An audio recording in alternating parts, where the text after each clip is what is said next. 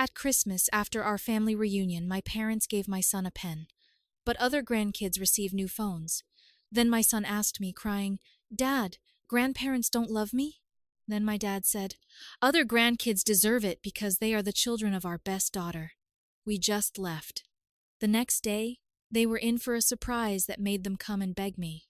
But after 11 months of silence, we returned to my parents' house as if nothing had happened, but everything had. Last Christmas ended with a slammed door and my father saying something I won't repeat in front of my child. We haven't spoken since. No phone calls, no texts, not even when my wife was in the hospital for 2 days in August. The only reason we were here now was because of my grandmother. She'd called every week for months, asking me to forgive and forget, reminding me that family doesn't last forever. She didn't know everything they'd said about my wife when they thought we weren't listening, but she knew enough, and she loved them anyway. So I agreed for one night, just to make her happy. I told my wife we'd stay an hour, maybe 2. We'd show up, eat, smile, and leave. No drama. That was the plan. Emily, my sister, opened the door. Big hug, 2 kisses on the cheek. Her kids ran out screaming Leo's name like they'd just seen him last weekend. They hadn't seen him since the summer before last. That much time had passed. Inside, everything looked the same. Same ornaments, same mismatched chairs around the table. My mother even made the sweet potato dish my wife likes, the first time she'd made it since we were married. It was almost as if they were trying. The dinner wasn't terrible. There was polite conversation, mostly about Emily's new job and Jake's promotion. I said almost nothing, and my wife smiled through it like a pro. Leo was quiet, picking at his food and whispering to his cousin about something under the table. It was almost like a normal Christmas. Then came the presents. They passed them out one by one, starting with Emily's kids. New iPhones, each of them.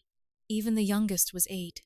I watched my dad pat him on the head and say, "You're a big boy now." Jake got a present too. High-end headphones. My mom even laughed and said, "I hope these help you survive my daughter's snoring."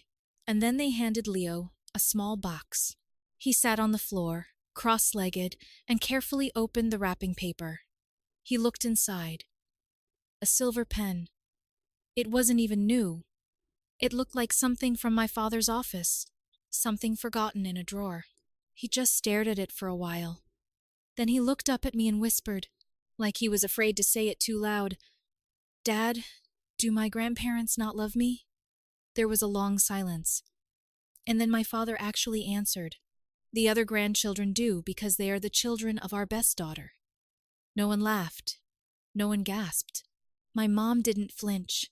Jake looked down at his phone. Emily froze. My wife didn't say a word. She just stood up and reached for Leo's hand. I didn't say anything either. I just picked up Leo, nodded to my grandmother, and walked out. Emily followed us out and tried to stop me, telling me she had no idea he was going to say that, but it didn't matter. They thought it was over, that we'd just disappear for another year. But they were wrong. The next day they got a surprise they never saw coming. And that was just the beginning. The next morning, I took Leo to the park. Just the 2 of us. He didn't talk much. He just wanted to look at the ducks and draw them with the pen. I hadn't told him yet that I'd thrown it in the trash at a gas station on the way home. I wasn't going to let him carry that thing around like it meant anything. When we got home, my wife was sitting at the kitchen table, scrolling through her phone. She looked up and said, "You're not going to believe this." She handed it to me. It was a screenshot of an email from her cousin, who works at a local bank, low level but with access to client portfolios. Apparently, my parents were in a bit of a pickle. Not public yet, but close. A bad investment. Something with a real estate partner my dad trusted too much. They lost a chunk of their savings and had to liquidate some assets to cover short-term obligations. My dad, being my dad, didn't want to sell anything that would make him look poor. So instead, he froze the education fund he had started years ago for Leo. I had no idea he had even started one. Emily's children all had funds in their names, opened at birth. My dad once told me he'd do the same when I proved I could be responsible. I didn't push. That was 5 years ago. But apparently, at some point, he had opened one for appearances, maybe. And now he'd used it as a cushion to bail himself out. Not Emily's kids' money. Not his own accounts. Just Leo's. I didn't even get mad. Not right away. It was almost surreal, the way everything just piled up. My son got a used pen and had his college savings pulled out from under him in the same 2-4-hour period. I called Emily. She picked up right away, and before I could say anything, she blurted out that they were on their way. She and Jake showed up at our house 20 minutes later with their kids still in their pajamas. Emily looked panicked. Not guilty. Just worried. Really worried. She said our parents had just called her. My mom was crying, my dad was yelling, and they had no idea how the documents got out. Apparently, my mom had gone into their joint savings that morning and found it more depleted than she remembered. She asked him what had happened. He told her. She freaked out. And then she checked her email and saw a message. No subject line, just one sentence. Ask him why Leo doesn't deserve his future. I sent it from a burner account I'd created that morning. Emily begged me to talk to them. She said it wasn't right to go on like this, that Grandma wasn't in good health, and that she'd worked so hard to keep the family together. I told her I'd think about it. What she didn't know was that, while we were talking, I had already planned to anonymously mail every document, statement, and wire transfer I had received from her cousin to my dad's business partners and 2 clients he was trying to impress. I wasn't just going to hurt him emotionally. I wanted to make sure he felt what it meant to steal from a child. That night I got a text from my grandmother. Just one line. They're on their way. They said they had to beg. I smiled. Let them come. They pulled up just as the sky began to turn that dull blue-gray before sunset. I watched from the kitchen window. No headlights, no warning, just the scraping of tires on our gravel driveway and the sound of a car door slamming too hard. I knew it was my dad before I saw him. I didn't tell my wife. She was upstairs with Leo, pretending the world made sense, reading him the same pirate book he always asked for when he was nervous. She had said earlier, "Don't let them in." I hadn't answered. I opened the front door before they knocked. My father was in front, his coat unzipped, his fists in his pockets. My mom was behind him, her face blotchy as if she'd been crying but hadn't finished. And then my grandmother, wearing the long green scarf she always wore when she was about to do something serious. They didn't ask to come in. They just did. I let them. I wanted them to see everything. The house was warm, clean, and quiet. Leo's toy train was still on the living room floor. My father almost tripped over it. He mumbled something, and my mother told him to be quiet. That alone almost made me laugh. They sat down. My dad didn't. He stayed standing near the edge of the rug, arms crossed like a disappointed coach. My mother sat on the edge of the love seat. My grandmother sat next to me as she always had, as if she were already on my side before anything had been said. It began as I expected. My mom said they didn't mean to hurt us. She said they didn't realize that the gift would feel insulting, that the pen had belonged to someone important, that it should mean something. I let her talk. Then she said something about reopening the college fund, that they would fix it, that it was all a misunderstanding. She used the soft voice she used when she wanted to be forgiven without really admitting guilt. Then my father finally spoke. He said, "You think you're the only one struggling? I built everything from nothing. Now because I'm taking one thing, you're acting like a victim." That's when I stood up. I didn't shout. I didn't even raise my voice. I walked over to the kitchen, took a folder out of the drawer, and put it right on the coffee table. I told them to open it. My grandmother did. Inside were printouts, emails, wire transfer records, dated and signed, account numbers, screenshots, a complete paper trail showing that the only time they touched Leo's college fund was to temporarily move the money into a private account my dad used to cover a failed land deal in another state. not even in his name. In the name of a shell company he and some guy from his golf club had set up. My grandmother turned pale. My mother looked confused, then horrified. And my father, he got it right then that he was exposed. "You did this?" I didn't say anything. He stepped forward quickly. Not a slap or a punch. He wasn't that type. But he grabbed the folder and threw it across the room, papers flying everywhere. He started screaming, blaming me, accusing me of ruining him, of sabotaging the family legacy, of turning everyone against him. He said the word shame. Then he stumbled over Leo's toy train and went down hard against the edge of the table. The sound it made was awful, something between a thud and a crack. My mother screamed. My grandmother ran to him. He didn't get up right away. My wife came downstairs with Leo in her arms. She looked at the scene for a second and said, "That's enough. All of you, get out of here." My father was still sitting on the floor, holding his shoulder, looking stunned. My mother was kneeling next to him, whispering something. My grandmother slowly stood up, turned to me, and nodded once. She didn't say a word. 5 minutes later, Emily and Jake pulled up outside. She hadn't even known they were coming. She saw the mess from the driveway. Emily helped my dad to his feet, helped my mom pick up the scattered papers, helped my grandmother down the stairs. Before my father got into the car, he turned to me. "You're going to regret this." I just looked at him. What he didn't know was that while they were on their way over, someone else was already getting the next batch of files. His accountant, 2 business associates, the community foundation he tried to join as a board member. Not just financials, but photos, private ones, screenshots of texts he never thought anyone would see again. And the biggest surprise hadn't even been sent yet. Not to them, but to the IRS. Let him come after me. I wasn't just getting even. I was tearing it all down. 3 days passed before anything happened. Not a word from them. No phone calls, no texts, just silence.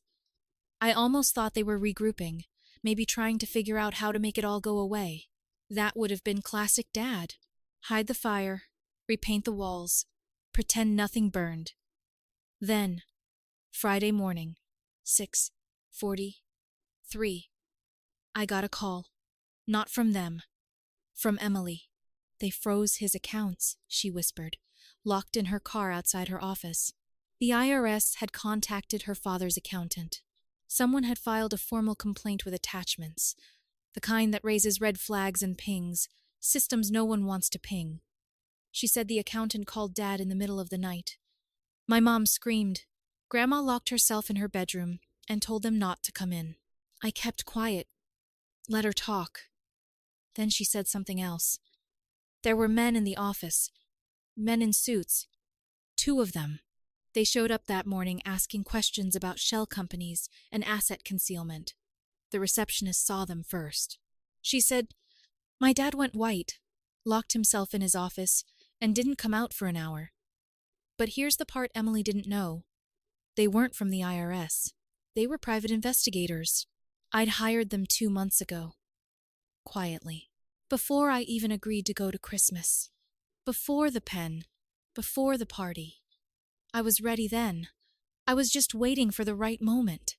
And they weren't there for tax evasion. They were there for his partner, Richard Barlow. The same guy my dad used to move Leo's money. Turns out Barlow wasn't just sloppy. He was dirty. And I'd found the paper trail. One of the investigators had called me the night before and said Barlow was about to flee the state. So I called. And now Barlow was being watched. So was my dad. Their accounts were being combed, their email servers were being flagged, and it was all connected because of Leo's fund. That night, Jake called me. Not Emily. Jake.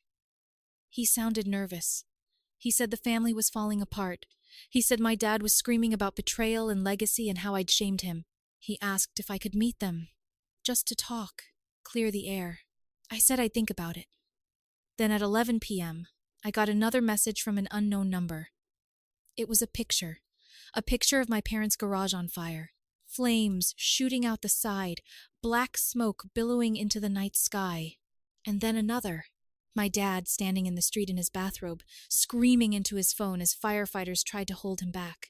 Another photo followed, just a sentence written on cardboard, propped up on their front lawn. Ask him what else he stole. No signature.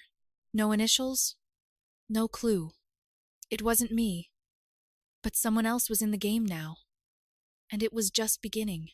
The morning before the fire, before the photos, before the message on the lawn, there was a knock at my door. Not loud, not aggressive, just enough to stop me in the middle of an email.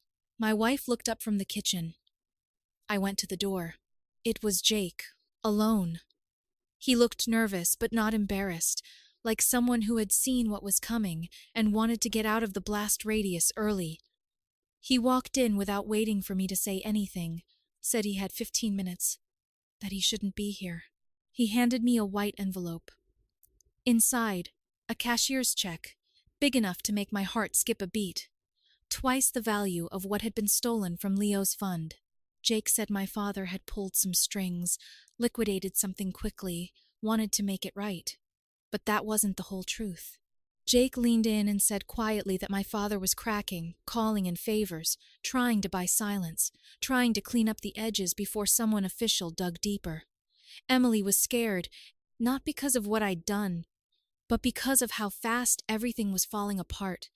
She said my father talked like someone being hunted, and maybe he was. Jake told me there was more. My dad had gone to see Barlow the night before, driving out to some rental property on the edge of town. No witnesses, but when he came back, he was shaking. My mom asked him what happened, and he just locked himself in the den. Then Jake said something that made my skin crawl. He asked me if I'd sent anyone else. I told him no. Just what I'd already done. The leak, the files, the investigators. Jake nodded slowly. Then someone else came into the picture, because 2 nights ago, a box showed up at their door. Inside was a flash drive. No note, just a video file. Jake said he watched it once, then deleted it. Said it showed my father and Barlow years ago during another deal. One I didn't know about, one that involved blackmail, a forged signature, and someone who ended up losing a lot more than money. He wouldn't give me a name. Said if I saw it, I'd go further than I already had. Said maybe that was the point. I asked why he was telling me this. Jake hesitated. Then he said that Emily was worried that I had gone too far. But he was more worried that I hadn't gone far enough.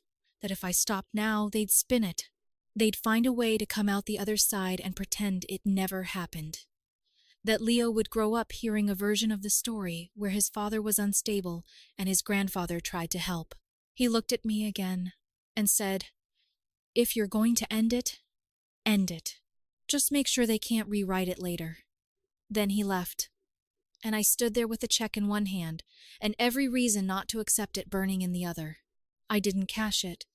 Instead, I went to my computer, opened a secure folder, and found the file Jake said he had deleted. He hadn't. He'd sent it to me 5 hours before he'd shown up, and what was in it wasn't just shady. It was criminal. And now it wasn't just about Leo's future. It was about justice, and making sure none of them ever felt safe lying again. The morning after the fire, I sat on the porch with a cup of black coffee that I had barely touched. The phone buzzed next to me. 10 missed calls from Emily, one from a number I didn't recognize. A text finally came through. "He wants to see you one last time." I didn't answer right away. I just stared at the message while Leo played with his dinosaur figurines on the porch steps, humming to himself, unaware that our lives had just changed forever. Late that afternoon, I told my wife I was leaving. She didn't say much, just nodded and kissed me on the temple. She knew it was the last loose thread I had to tie. They stayed in a cheap hotel off the freeway, not the kind of place my parents had ever set foot in. But their house was uninhabitable. The insurance company was already giving them a hard time, and the cause of the fire was being treated as arson. There was no note, no evidence. Whoever did it wanted to make a statement, not get caught. And for the first time in my father's life, he was out of control. When I opened the door to their room, The smell hit me first. Cheap soap and what was left of his cologne. He was sitting on the edge of the bed, a sling on his arm, his leg wrapped. My mother sat in the corner, hands clenched so tightly together I could see her knuckles from across the room. No greetings. No small talk. He looked up, tired, beaten, but still trying to wear the expression of someone who thought he hadn't completely lost. "You win," he said. I stood there watching him, not saying a word. Then slowly, as if it hurt physically to admit it, he said, "I didn't hate your wife because of her family. I hated that you chose her without asking us, that you built something that didn't need our name on it."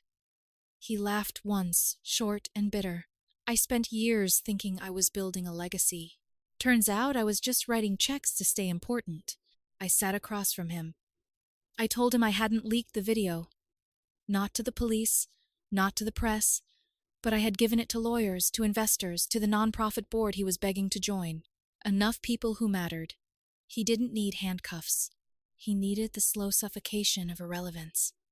The fake land deal with Barlow was already being torn apart. Investigators had followed the shell companies like breadcrumbs. They didn't know who dropped the trail, but they were following it all the way to him. "Barlow's trying to run," I said. He blinked. "So you're going to let them hang me?" I looked at him. "You hung yourself." I just pulled back the curtain. That's when my mom stood up. She walked up to me and said that they were ready to make things right, that they were going to start a new fund for Leo, that they were going to put our family back together, that Leo needed grandparents. I told her he needed honesty more than anything, something they had never given. You raised a family by forcing everyone to orbit around you, and now that the sun has gone cold, you realize no one needs the light anymore. I stood before I left. I said one last thing. "You will never sit at our table again. Not for birthdays, not for holidays, not for school plays or graduations. Leo will grow up surrounded by people who chose him. People who show up. And one day when he asks what happened to you, I'll tell him." Her mouth opened to speak, but I didn't wait to hear it.